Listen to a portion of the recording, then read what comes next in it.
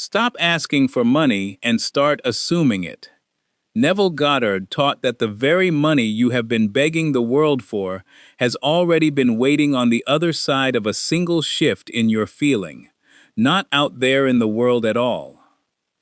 And the premise for tonight comes from Philippians, the 4th chapter, the 19th verse, where it is written, "But my God shall supply all your need according to his riches in glory by Christ Jesus." And Neville Goddard would stop you right there and say, "Do you see it? This was never a promise about a distant deity handing down coins from a far-off throne. This is a psychological drama about your own being. My God is not out there somewhere beyond the clouds. My God is the I am in you, the imagination that names and dreams and decides, and Christ Jesus is not only a man who walked in Judea 2,000 years ago. Christ Jesus is your own imagination awakened to its power. So read the verse again the way you would read your own name written into Scripture, your own awakened imagination, working through riches already held in glory, in the unseen, in the realm of feeling where nothing is lacking, shall supply everything you need. And this is exactly where so many good-hearted people stop believing, because they have spent years asking a distant power for money instead of simply assuming, inside their own imagination, that the money is already theirs. And if you have been one of them, you are not alone in that. You are only forgetting who has been holding the riches all along. So here is a fresh word to plant tonight in place of all that old asking. Say it with me. I am supplied in full. I am the one from whom money flows. Imagination creates my reality. And again, I am supplied in full. I am the one from whom money flows. Imagination creates my reality. And if you want tomorrow's teaching to find you the way this one just found you, let this be the moment you subscribe. So it can now, if something in you just went quiet while you heard that, if some old tight place in your chest loosened even slightly, then type the 2 words "it's done" in the comments below, and let that be your seal on what you have just claimed. The first key is this: stop asking money to arrive and start assuming that you already stand in the feeling of its presence. Because asking is a posture of distance. Asking keeps money as a stranger knocking somewhere out beyond you, while assuming is a posture of identity. It says, the money is not coming, the money is already mine in feeling, and feeling is the one substance the outer world must eventually agree with. Think of the person who prays every night for a raise, who pictures the boss saying yes, who begs and hopes and checks the mailbox for a sign, and compare that same person to one who simply moves through the evening as though the raise already happened. Who feels the quiet ease of it in the shoulders? Who spends the money in imagination before it ever appears in the account? The first person is pushing against a locked door from the outside. The second person has already walked through it and is standing on the other side looking back with calm. It is not that begging is wrong because it is impolite. It is not begging. It is wrong because it confesses lack, even while the mouth asks for plenty. Every plea that says, "Please let me have it," is a vote for not having it yet. And this is the quiet trap so many good-hearted people fall into without ever noticing. They call it faith, when really it is only worry dressed in a prayer's clothing. Picture a woman named Grace.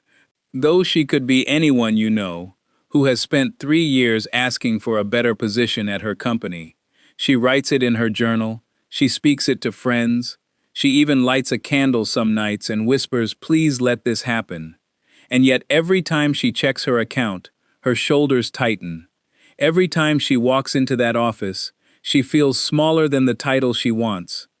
She is asking with her mouth, while her whole body keeps confessing, "Not yet, not yet, not yet," and imagination, which answers feeling and not words, keeps giving her exactly what her body has been rehearsing.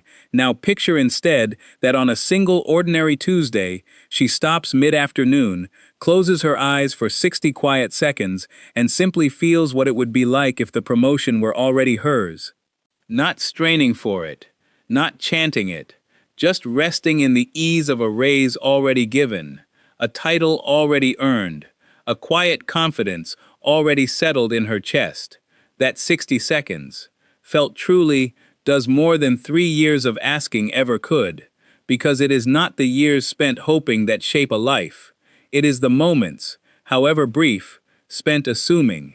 So this week, when you feel the old urge to ask, to check, to hope, catch yourself gently and instead assume for 60 seconds the simple feeling of a bill already paid, of an account already full, of a hand already holding what it once only reached for.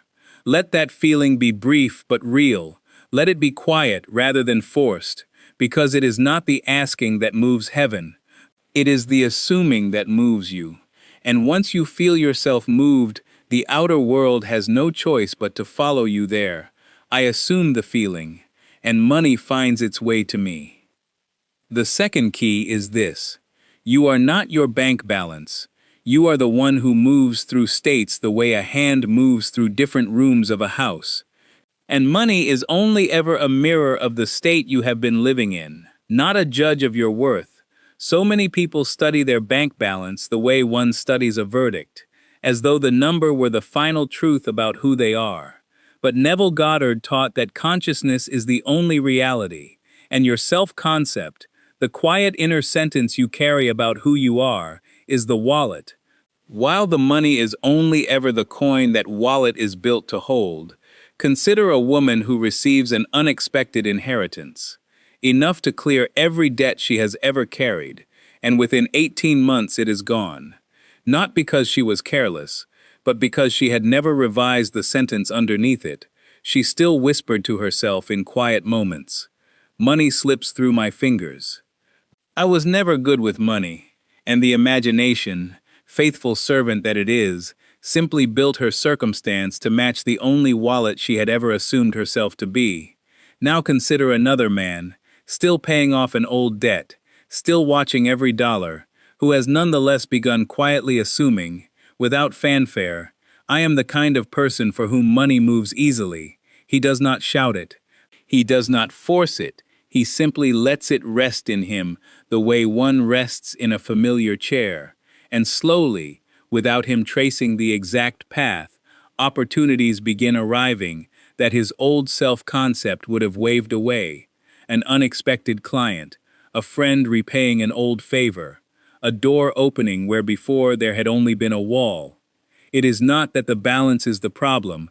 It is that the self-concept beneath the balance is the problem, and no amount of money poured into a small container will make that container larger.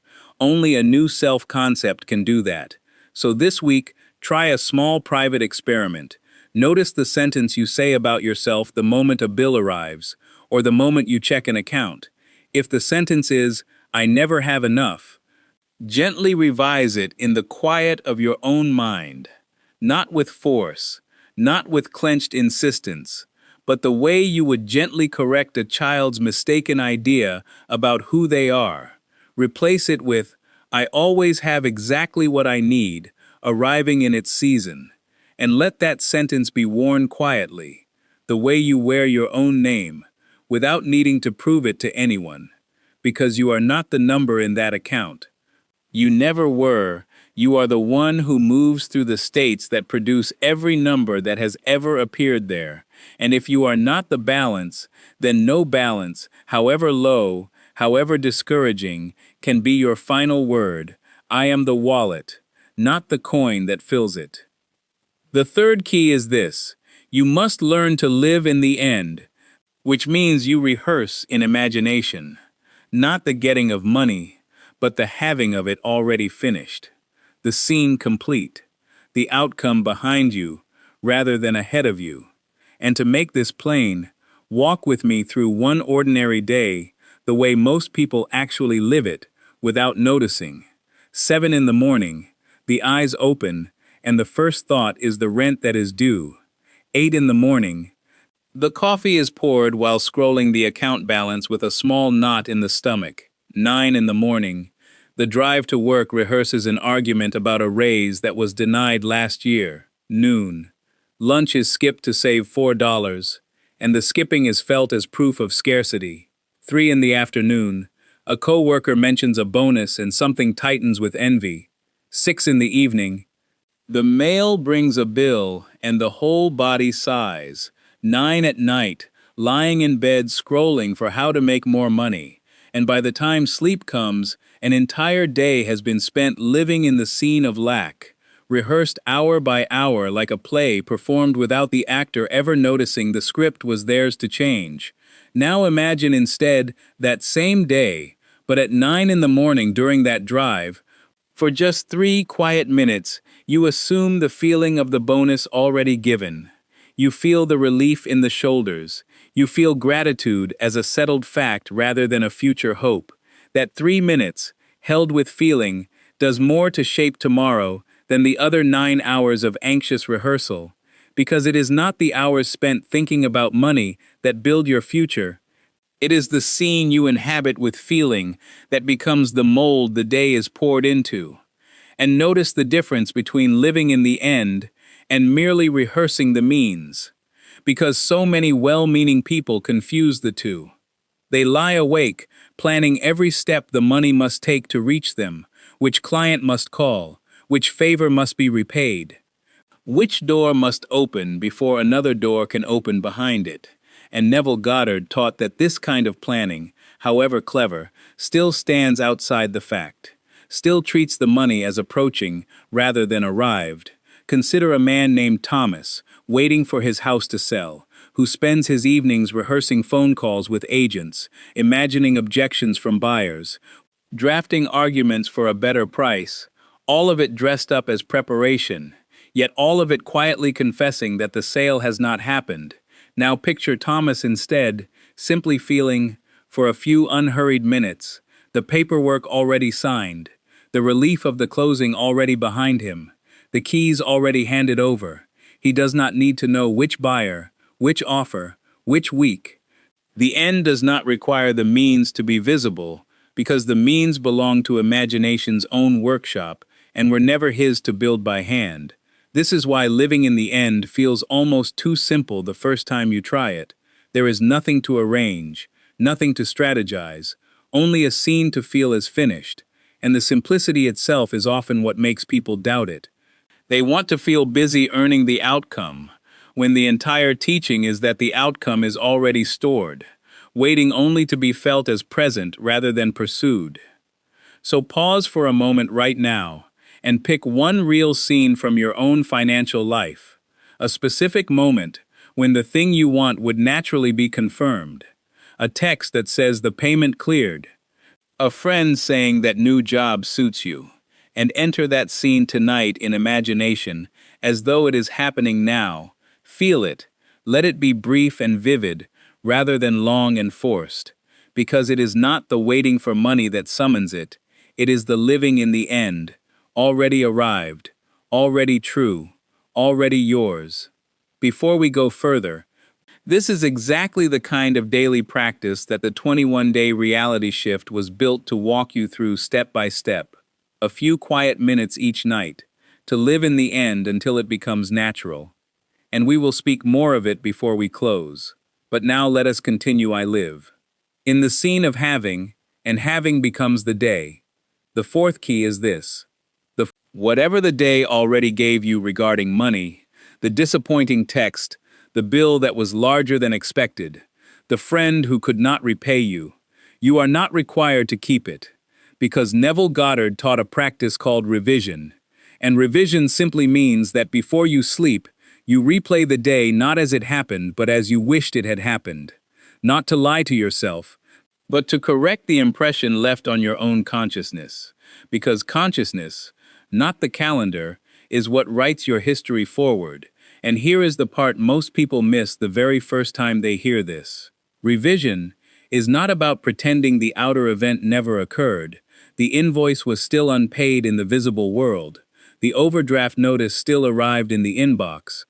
Revision works one layer deeper than that.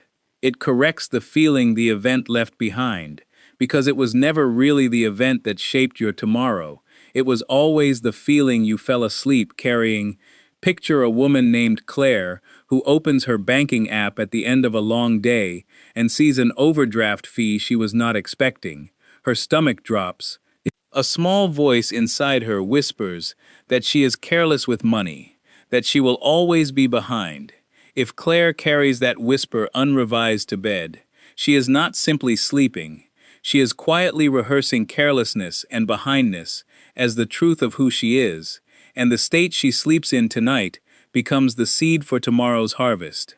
But suppose instead, before she closes her eyes, Claire gently returns to that moment in imagination, and this time she sees the app open to a balance that is steady. She feels the small, quiet relief of a number that holds. She does not argue with the day, she simply refuses to let the day have the last word over her feeling. That is revision, not denial of what was, but authorship over what it means going forward. And notice this too. Revision is not only for the dramatic wounds, the big losses, the harsh emails. It is just as often needed for the small, flat moments that leave no visible mark, but still shape your state. The sigh you gave at the gas pump, the tight jaw when a coworker mentioned their raise, the quiet resignation while paying a bill on time but grudgingly. These moments seem too small to matter. And yet Neville Goddard taught that it is the accumulation of 1,000 small, unrevised feelings that quietly builds the very ceiling most people call their financial reality. So tonight, before you close your eyes, ask yourself plainly, is there a moment from today concerning money that left even a small bruise, however slight, and if there is, replay it gently as you wished it had gone. Feel the corrected version as real. Let it settle without strain, and let that be the last impression you carry into the dark, because sleep is the doorway every state walks through to become fact, and what you carry through that doorway tonight is what tomorrow will quietly resemble. And if this teaching has been good company tonight, consider staying a moment longer here with us. Subscribe quietly if you would like tomorrow's word to find you the same way this one did. The fifth key is this, and it is the deepest one, so let it unfold slowly in pieces, because Neville Goddard taught again and again that the feeling of the wish fulfilled is the entire secret, not the words you say, not the vision boards, not the techniques dressed up around it, the feeling alone. And if the other keys have been the doorway and the room, this key is the very air inside that room, the thing that makes all the rest breathe first. Consider that feeling is not emotion in the dramatic sense. It is not excitement or fireworks. It is simply the settled inner sense of already possessing. The way you feel when a debt is already paid, rather than when you imagine it might someday be paid. Most people confuse the wanting of money, which is tense and grasping, with the having of money, which is quiet and at ease. And only the having feeling is the one imagination can build a new world from, because wanting confesses absence by its very nature, while having rests. The way a person rests who already knows the rent is covered. Picture a woman named Ruth, who has been waiting 3 weeks for a check that keeps being delayed. Every morning her first feeling is the ache of not yet, a small twist in the stomach at the phone, and she calls this waiting. But one evening, tired of the ache, she simply imagines the check already cashed, feels the small, quiet gladness of it being handled, done, behind her, nothing dramatic, just a soft exhale, and she notices this feeling is nothing like the anxious hoping she had been living in. It is calmer, it asks nothing further of the moment, and that quiet is the very substance Neville Goddard meant when he said feeling is the secret. Second, consider that this feeling must be natural rather than forced, because a strained, teeth-clenched assumption still secretly confesses lack beneath its performance. You cannot grip the wheel and insist through gritted teeth that you are wealthy, while your whole body braces for disaster. The feeling of the wish fulfilled is closer to the loosening that comes after a long-held worry finally resolves.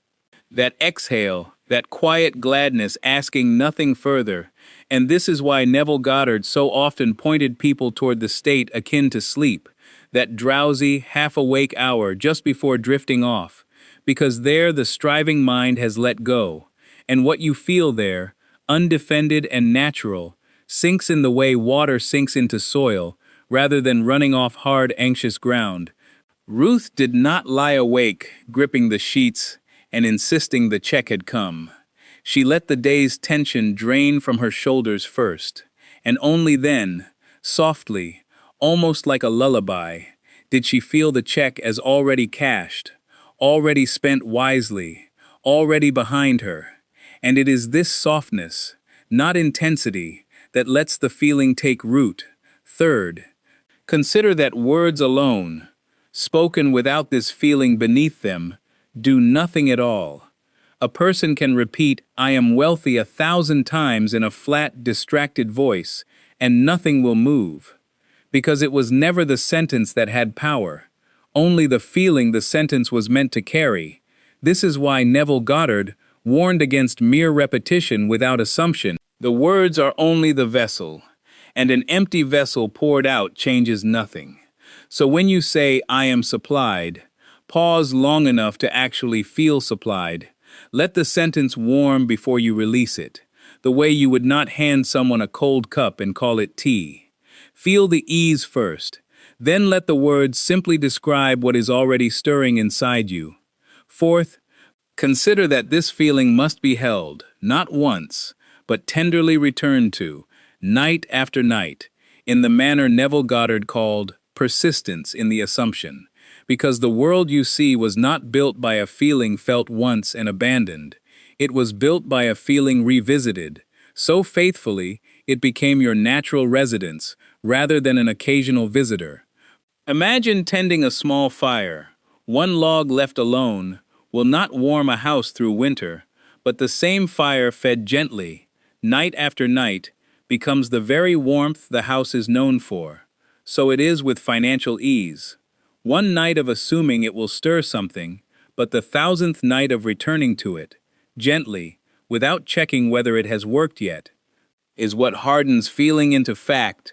Ruth did not feel the check as cashed only once, and then spend the following days pacing and worrying again. She returned to that same quiet feeling each evening, 3 nights, then 5, then a week, never forcing it, simply visiting the same warm room in her imagination until it stopped feeling like a visit and started feeling like home. And only after that feeling became her natural residence did the outer circumstance quietly rearrange itself to agree with her. And here is a 5th piece worth sitting with. This feeling does not need to be loud to be real. The quietest feelings are often the most enduring ones. A feeling that must be constantly reinforced with willpower has not yet become you, but a feeling you can carry lightly into a grocery store, into an ordinary Tuesday afternoon without even thinking about it. That is a feeling that has become your state, and once it is your state, you do not visit it. You live from it, the way you do not remind yourself to feel like yourself when you say your own name. Notice, too, how differently the days pass once this happens. Ruth found she no longer flinched when an unexpected expense appeared. No longer rehearsed disaster on the drive home. The feeling had become so ordinary that reacting to lack would have felt like wearing someone else's coat. And that reversal, where ease becomes normal and worry becomes foreign, is the surest sign the assumption has settled into the marrow. And here is the part that quiets every anxious heart that hears it. You do not need to know how the money will come. You do not need to trace the path from your imagination to the mailbox. Your only task is the feeling, held naturally, returned to faithfully, and the how has never once been your department, because imagination is not only the dreamer, it is also the waymaker. It is not that you must engineer the outcome. It is that you must simply feel it settled and let the unseen carry what the unseen has always carried. Ruth never once figured out which route her check would take back to her. She only knew the feeling, and the feeling did the rest. Quietly, the way it always does, I feel it real, and reality bends to meet the feeling. The 6th key is this, and it is the quietest one to close on. Remember always that I am is the name above every name, and whatever you deliberately and knowingly attach to those two words after feeling them as true becomes the very thing that walks toward you through your days. When you say, I am poor, or I am always struggling, you are not describing your circumstance, you are commanding your imagination to keep producing it. But when you say, gently and without strain, I am supplied, you are not lying about a bank balance. You are speaking the deeper truth that the source of all supply has never been outside you. It has always been the I am that you are. And this is not a phrase to recite once and forget. It is a doorway you must learn to walk through quietly, again and again, until it becomes the very floor you stand on, rather than a sentence you occasionally borrow. Think of the many years someone might spend chasing money as though it lived somewhere far away, in another job, another city, another stroke of luck, checking the mail with a small ache of hope, refreshing an app before sleep, treating every empty week as evidence that the source must be elsewhere. When all along the very consciousness doing the chasing was the one place supply had been waiting the whole time, picture a woman who for years said under her breath, I am barely getting by. Said it so often it became furniture in her own mind, invisible, assumed, unquestioned. And then one evening she simply stopped, and in the stillness before sleep she let herself feel. Without force I am supplied, not shouted, not proven, only quietly true the way her own name is quietly true. And within that small, unremarkable evening, the entire direction of her life had already begun to turn. Because it is not the circumstance that must change first. It is the I am that must be inhabited differently first. This is why Neville Goddard called imagination God. Because it is imagination that creates the entire content of your experience, including every figure that has ever appeared or failed to appear in an account. And if imagination is God, then the changing of your assumption is the only prayer that has ever truly been answered, not the words spoken toward some distant listener, but the state quietly entered and quietly kept. So let this be the resting place tonight. Not another technique to master, not another effort to sustain, but a truth to simply remember and return to the way you return to breathing. I am is not far from its own supply. I am never has been. It was never traveling toward you from some far country. It was only ever waiting for you to notice that you were already standing inside it. I am is my supply. And supply is never absent. Here is the whole picture. It is not asking that moves money toward you. It is assuming. It is not the balance that defines you.